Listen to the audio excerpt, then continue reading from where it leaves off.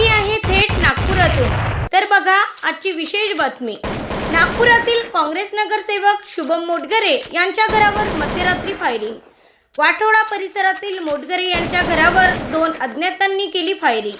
फायरिंगमध्ये सुदैवाने कोणीही जखमी नाही। घराच्या काचा फुटल्या। पोलिसांकडून आरोपीचा शोध सुरू। पोलिसांची पथक आरोपींचा शोध घेत आहे। फायरिंगच्या वेळेस नगरसेवक शुभम मोटघरे आणि त्यांचा परिवार घरी होता। ब्युरो रिपोर्ट MB न्यूज महाराष्ट्रातील बातमीपत्र नागपूर।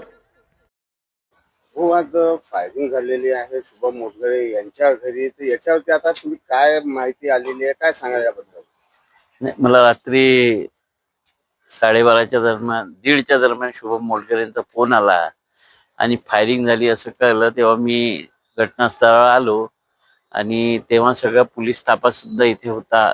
या झोनचे DCP, crime DCP, additional commissioner आणि सगळा पोलीस ताफा येऊन आरोपीच्या शोधात आहे। शुभमचं बयान घेतलं, त्यांची कोणाशी जुनी दुश्मनी आहे का, काय वाद आहे गोळी चालवायचा, आणि याचा तपास पोलीस करत आहे आणि सारी पोलीस यंत्रणा इथे लागलेली आहे। आम्हाला वाटते की लवकरात लवकर आरोपी मिळतील आणि जी घटना झाली ती दुर्दैवी घटना आहे।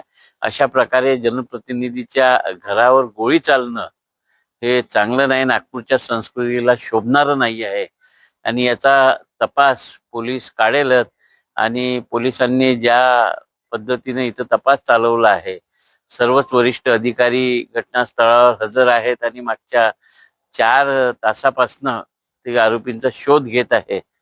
तर CP साहेबांशी सुद्धा माझं बोलणं झालं आणि त्यांनी सुद्धा सर्वांना निर्देश दिले आणि आम्हाला वाटते की पोलीस यंत्रणा कामाला लागली आहे, आरोपींना शोधून काढतील आणि आम्ही सुद्धा लोक की कोण असू शकतो याच्या शोधात सर्व लोक आहोत आणि सगळे मिळून आरोपीला शोधतील ही अपेक्षा आहे। नागपूरमध्ये आज पाहण्यात आला आहे, ईदच्या अनुषंगाने आज बंदोबस्त मोठ्या प्रमाणात लागणार आहे, परंतु अशात हे आरोपी बाहेर निघाल्यास पोलीस प्रशासनाकडून लवकर अगर आरोपी नाही अशा वेळेस तुमच्या पार्टीकडून काय आंदोलन वगैरेची भूमिका? नाही, असं आहे की हे पहा की पोलीस यंत्रणेलाही काही असे 3 डोळे नाही राहत की कुठे गेलाय काय, त्यांना आपण क्ल्यू देऊ त्याच्यावरनं। तर आम्ही शुभमला त्यांनी विचारलं आहे की तुमची कोणाची दुश्मनी, राजनैतिक व्यात आहे की प्रॉपर्टीचा वाद आहे, कोणाचं भांडण झालं, त्यांचा संशय त्या 2-3 लोकांना होता। त्यांना पोलिसांनी पकडलेला आहे, त्यांना पोलीस स्टेशनमध्ये बसवून त्यांची चौकशी चालू आहे।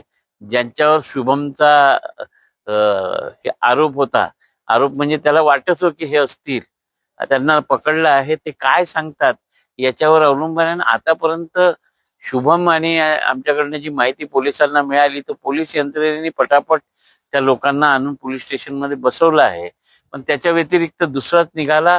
त्या शोधात सुद्धा पोलिसांनी या भागातील सर्व गुन्हेगारांना पकडण्याचे आणि त्यांच्याकडनं माहिती घेण्याचं काम सुद्धा चालवलं आहे आणि हा तपास ज्या वेगानं चालत आहे तर लवकरात लवकर आरोपी मिळतील अशी आम्हाला अपेक्षा आहे।